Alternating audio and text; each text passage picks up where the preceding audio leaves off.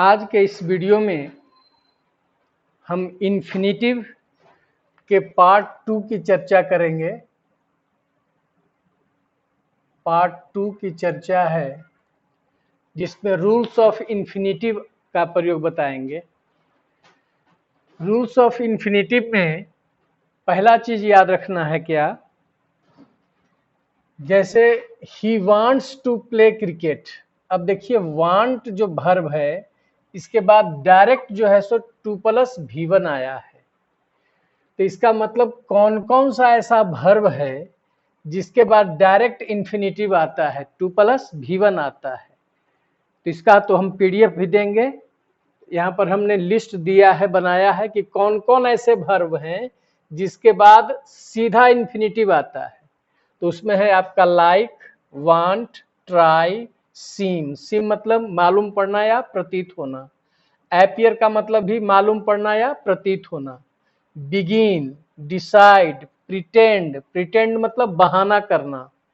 Dare साहस करना, need जरूरत होना, इंटेंड इरादा करना, मैनेज प्रबंध करना, विश कामना करना, कंटिन्यू अटेम्प्ट, अटेम्प्ट मतलब विफल प्रयास करना। तो ये आपका पहला रूल में है कि कुछ ऐसे वर्ब्स हैं जिसके बाद डायरेक्ट इन्फिनिटिव आता है। वर्ब आएगा तो वो इन्फिनिटिव रूप में। दूसरा रूल है, एग्जाम्पल देखिए, he wants me to learn English. अब देखिए वांट जो प्रयोग हुआ है ये दोनों में था कि वांट के बाद जो है सो डायरेक्ट आपका इन्फिनिटिव आ रहा था। अब वांट ऐसा वर्ब है जिसके बाद ऑब्जेक्ट और ऑब्जेक्ट के बाद भी इन्फिनिटिव आ सकता है। तो वांट दोनों में है, डायरेक्ट इन्फिनिटिव भी ले सकता है या ऑब्जेक्ट के बाद इन्फिनिटिव ले सकता है। तो इस लिस्ट में अब हम देखेंगे कि कौन कौन ऐसे वर्ब्स हैं जिसके बाद पहले ऑब्जेक्ट आएगा, ऑब्जेक्ट आने के बाद ही इन्फिनिटिव आएगा।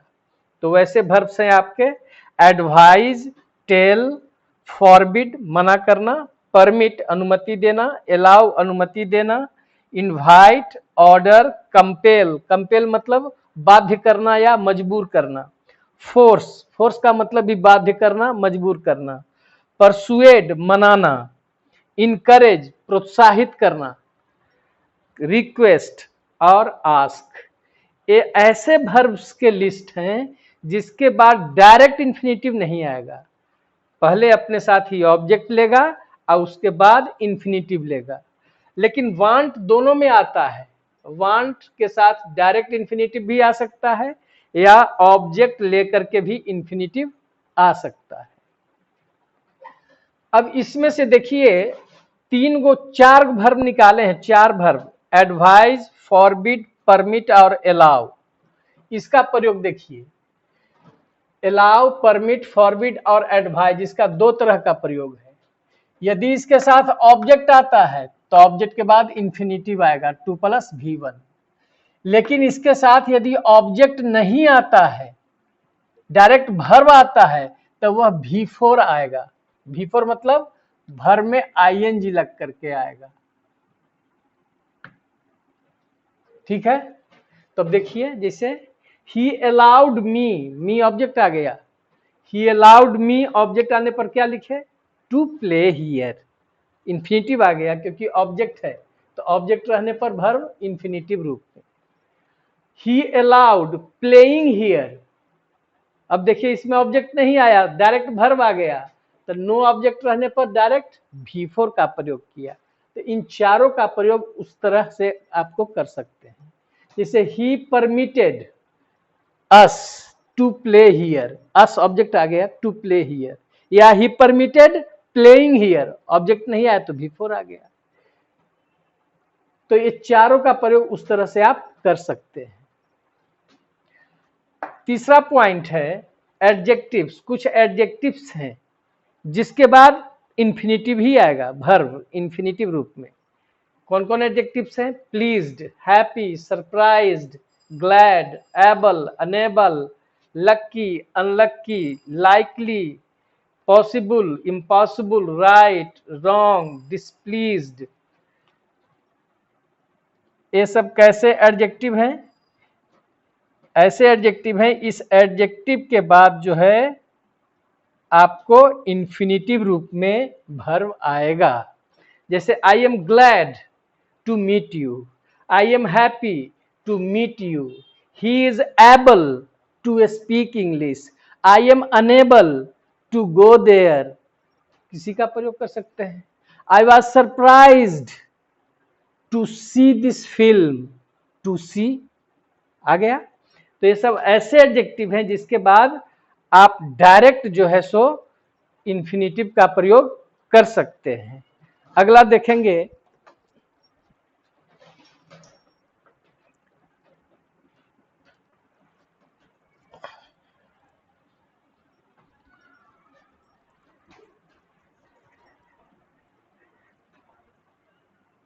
ये पार्ट 2 की हम चर्चा कर रहे हैं, इसमें रूल आ रहा है आपका, और कहां कहां इन्फिनिटिव आ सकता है इसको ध्यान देना है। चौथा रूल है प्रीपोजिशन प्लस ऑब्जेक्ट के बाद आपका जो वर्ब आएगा वह इन्फिनिटिव रूप में आएगा।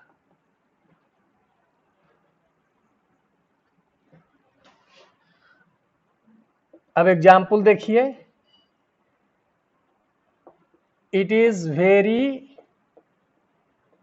काइंड ऑफ यू, देख रहे हैं ऑफ आ गया, आपका प्रीपोजिशन आ गया, यू आपका यहां पर ऑब्जेक्ट है।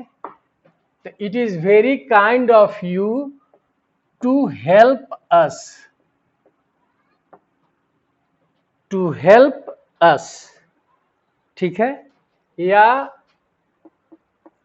This question is difficult for me. अब देखिए फॉर क्या है आपका, प्रीपोजिशन है, मी क्या है आपका, ऑब्जेक्ट है। तो this question is difficult for me to solve. अब देखिए यहां पर इन्फिनिटिव आया, इसका मतलब प्रीपोजिशन प्लस ऑब्जेक्ट के बाद जो वर्ब आएगा वह किस रूप में आएगा, इन्फिनिटिव के रूप में आएगा, ठीक है। अगला देखते हैं,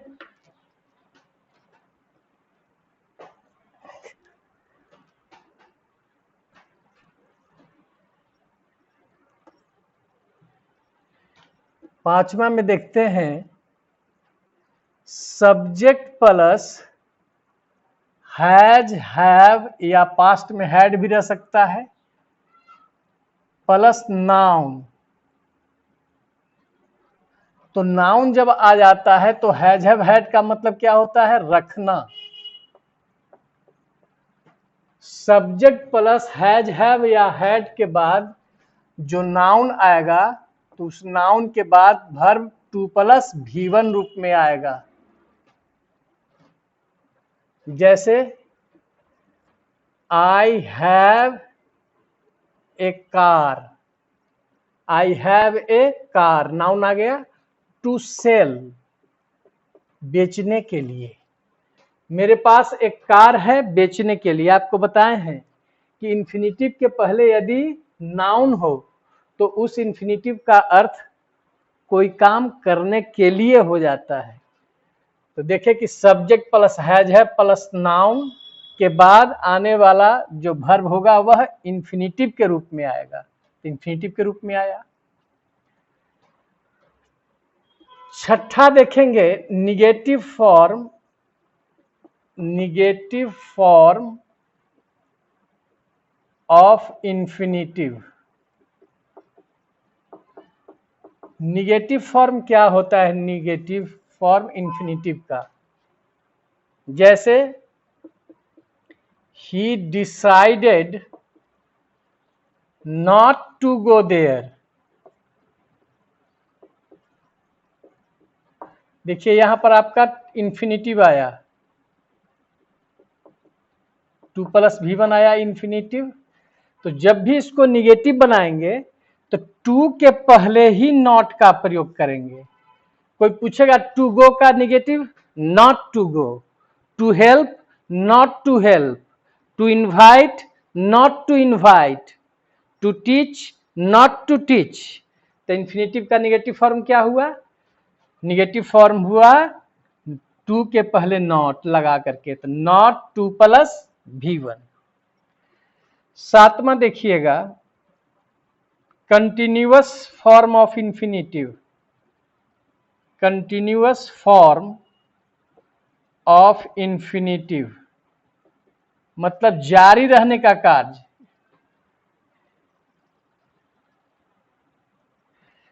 अब एग्जाम्पल जैसे देखेंगे, he wants to learn English.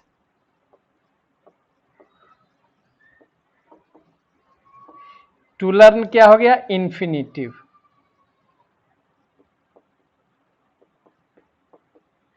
इसका मतलब अर्थ क्या हुआ? वह क्या चाहता है? अंग्रेजी सीखना, सीखना।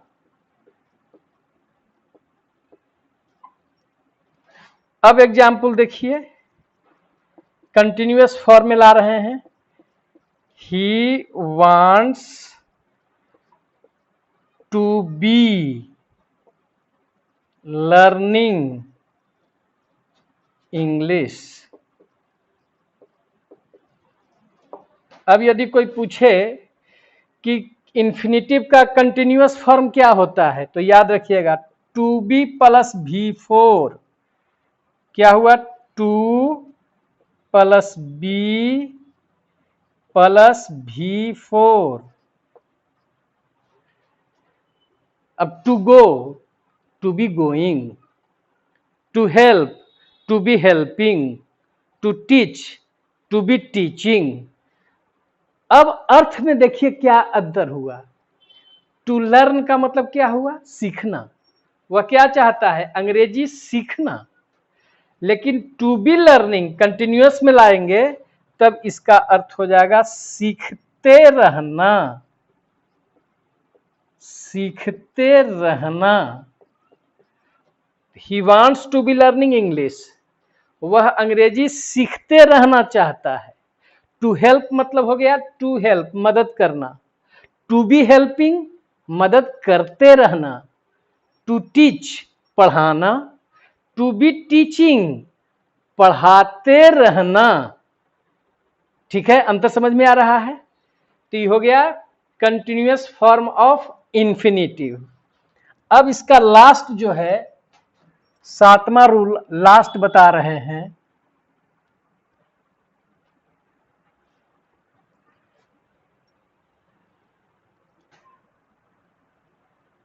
किसी कार्य को करने का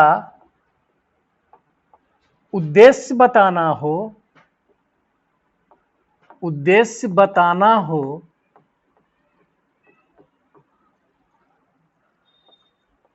तब इन्फिनेटिव का प्रयोग करेंगे, तब इन्फिनेटिव का प्रयोग करेंगे।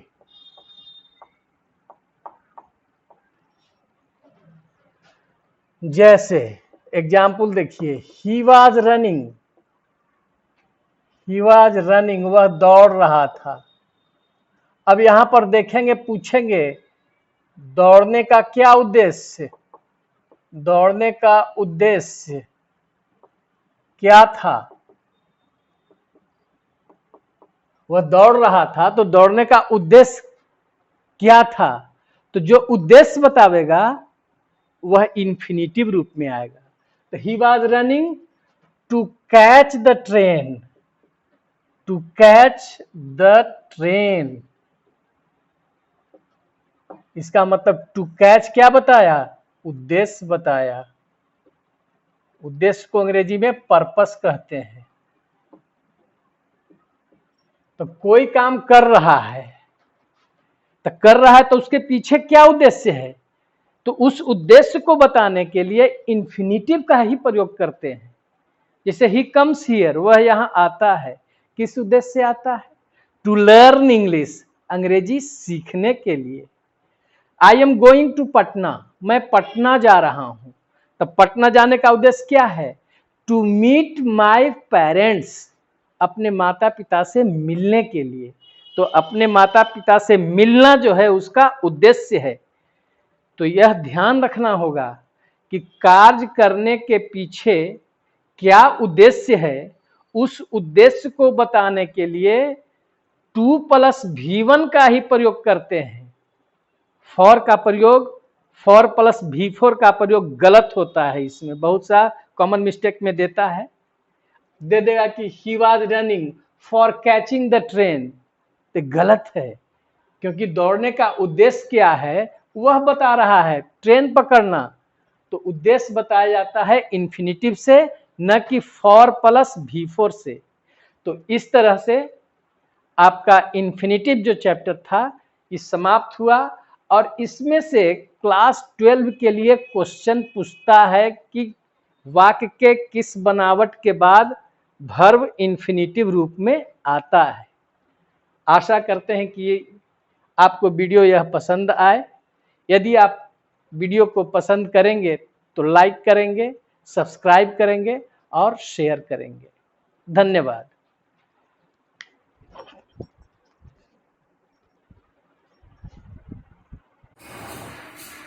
अगला नोट में देखेंगे इंफिनिटिव के प्रयोग में कि वाक्य में सब्जेक्ट प्लस वर्ब के बाद यदि everybody, somebody, nobody, everyone, anyone, anybody, no one, none, इन शब्दों का प्रयोग हो तो इसके बाद जो वर्ब आएगा वह इंफिनिटिव के रूप में ही आएगा।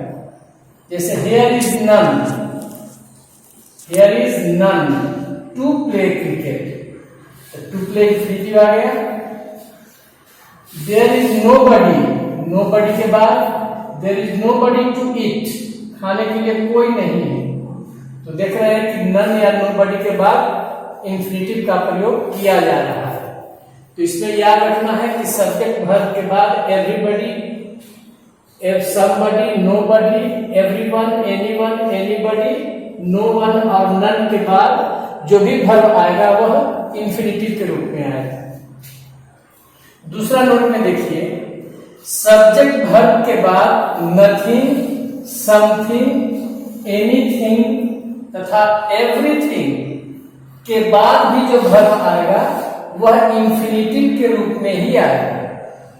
जैसे there is nothing to eat, खाने के लिए कुछ नहीं है। हियर इज समथिंग, यहाँ कुछ है खेलने के लिए, टू प्ले। तो यह दो पॉइंट जो है बहुत इंपॉर्टेंट है कि इसमें सब्जेक्ट वर्ब के बाद नथिंग, समथिंग, एनीथिंग, एवरीथिंग के बाद जो वर्ब आएगा वह इंफिनिटिव के रूप में ही आएगा। ठीक है, ओके।